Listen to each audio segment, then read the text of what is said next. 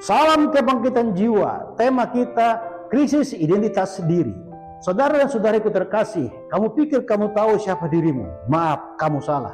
Dengarkan renungan ini sampai akhir dan kamu akan menemukan jawabannya.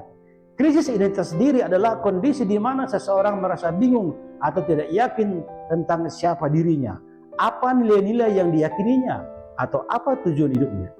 Berikut adalah ciri-ciri orang yang krisis identitas diri, yaitu tidak tahu siapa dirinya yang sebenarnya atau bagaimana ingin dikenal oleh orang lain, merasa rendah diri atau selalu merasa kurang dibandingkan dengan orang lain, tidak yakin dengan prinsip hidup, kepercayaan atau moral yang dia pegang sendiri, sulit mengambil keputusan, sering ragu dalam memilih jalan hidup, karir ataupun hubungan, perasaan tidak berarti atau kehilangan arah, merasa hidup tidak punya tujuan atau motivasi yang jelas, mudah terpengaruh oleh pendapat orang lain, tidak memiliki pendirian yang kuat dan lebih sering mengikuti arus dunia.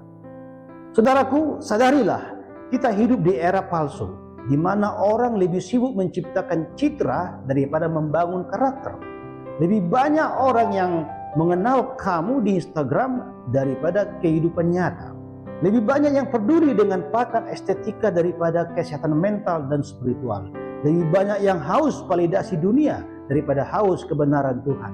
Media sosial berkata, kamu harus viral supaya kamu dianggap berharga. Tren berkata, jadilah seperti mereka jika kamu ingin diterima oleh mereka. Tetapi, berapa banyak validasi yang kamu butuhkan? Berapa banyak filter yang perlu kamu pakai agar merasa cukup ganteng atau cukup cantik sehingga kamu dipuja dan dipuji?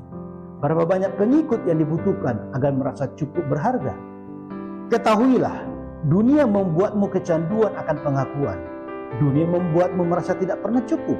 Dunia ingin menjadikanmu produk yang bisa mereka jual. Dunia berkata, kamu harus sempurna biar diterima oleh mereka. Dunia berkata, kamu harus viral biar dianggap sukses.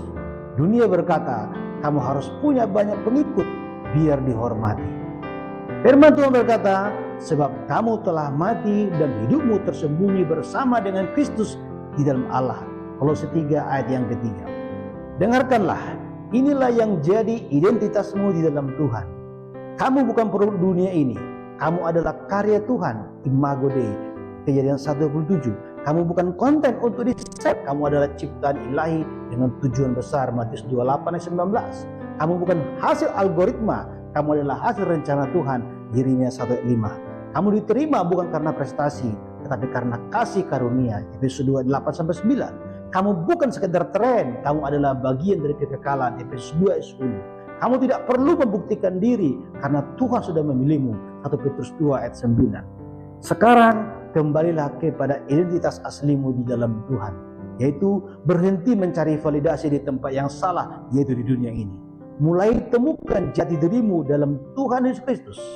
Berhenti hidup dengan standar dunia yang berubah-ubah dari waktu ke waktu. Hiduplah dalam kebenaran Tuhan yang tidak tergoyahkan. Sebaliknya, jika kamu terus mengejar dunia, kamu akan kehilangan dirimu selama-lamanya. Tetapi jika kamu menemukan dirimu di dalam Kristus Yesus, kamu akan hidup selama-lamanya. Firman Tuhan berkata, janganlah kamu menjadi serupa dengan dunia ini, tapi berubahlah oleh pembaruan budimu. Roma 12 ayat yang kedua. Pertanyaannya, jika semua diambil daripadamu, yaitu tanpa followers, tanpa likes, tanpa popularitas, siapakah kamu sebenarnya? Apakah kamu masih punya nilai? Apakah kamu masih bisa berdiri tegak? Atau kamu baru sadar bahwa selama ini kamu hanya mengejar bayangan? Jangan kaget, inilah fakta besar yang harus kamu hadapi. Kamu bukan jumlah berapa yang suka, kamu bukan jumlah berapa kali penayangan, kamu bukan siapa yang dunia katakan, tapi ketahuilah, kamu adalah anak raja di raja. Kamu adalah ciptaan yang baru dan dahsyat. Kamu adalah utusan kerajaan surga bagi dunia yang gelap ini.